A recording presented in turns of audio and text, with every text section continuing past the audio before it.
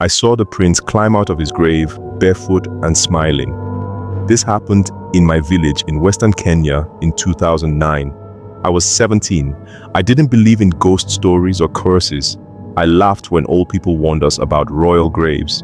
But I don't laugh anymore. There's a hill behind our village called Olmara. It's dry, red, and nothing grows there. No one farms it, no one builds near it. People say it's a cursed land. Long ago, before Kenya was Kenya, there was a prince who ruled this land with fear. He took what he wanted. He burned homes and forced people to bow to him. He was cruel. Even his own warriors feared him.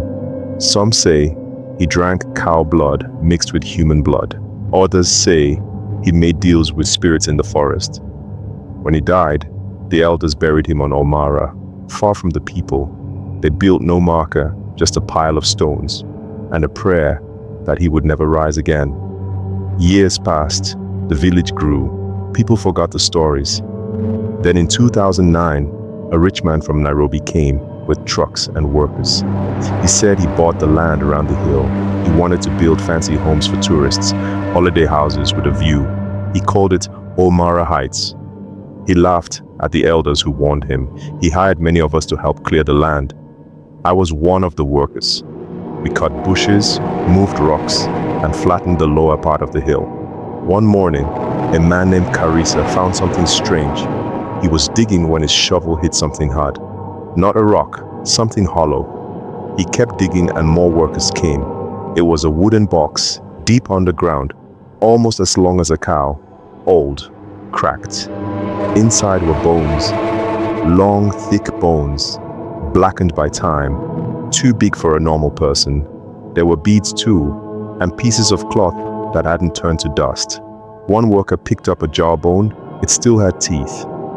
Karisa said a quiet prayer and stepped back. He said we shouldn't touch it. Some of the older men nodded. But the rich man laughed and told them to dig faster. He said it was just an old burial. He told us to throw the bones aside and keep working. That night, the village dogs barked from sunset to sunrise, non-stop. Angry barks, the kind that make your skin crawl. I barely slept. In the morning, Karisa didn't show up. We checked his home. His bed was empty. His phone, his boots, even his food were still there. It looked like he left in the middle of the night. No one saw him go. The rich man said maybe he went to drink. He told us to get back to work. We tried, but no one talked. No one smiled. 2 days later, another man disappeared. His name was Kilonzo. Same thing. Gone in the night, no signs of struggle, nothing taken. Now people were scared. Some left the project.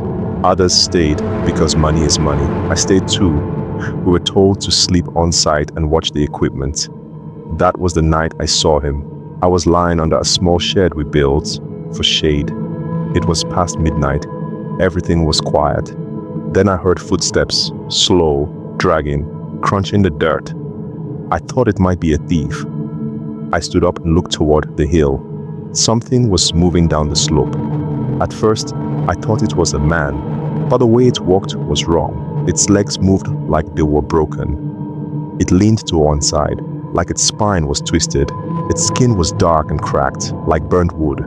I couldn't see the eyes, but I saw the smile. Too wide, too calm, like someone who just won something.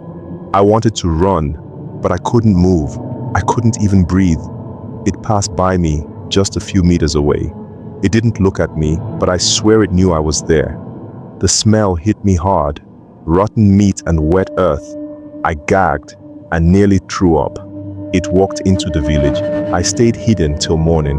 When I finally stood up, my legs were shaking. I went to the village to warn people. 3 people were gone. A mother, her son, and an old man who lived alone. Doors still locked. No signs of a struggle. That was when the elders came out. They told everyone to leave the hill alone. The government came later and closed the area, said it was unsafe land. Some kind of toxic gas underground, they claimed. But I know the truth. The prince is awake now. He doesn't sleep anymore. He walks, sometimes late at night. People say they hear footsteps on the gravel, slow, dragging, and if your dogs bark too much and then suddenly stop, Check on your loved ones. If you see someone smiling in the dark, don't smile back. Don't talk. Just run. That's the end of my story. Please consider subscribing, liking, commenting, and sharing it with others.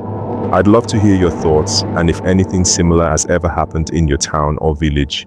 Your support helps keep stories like this alive.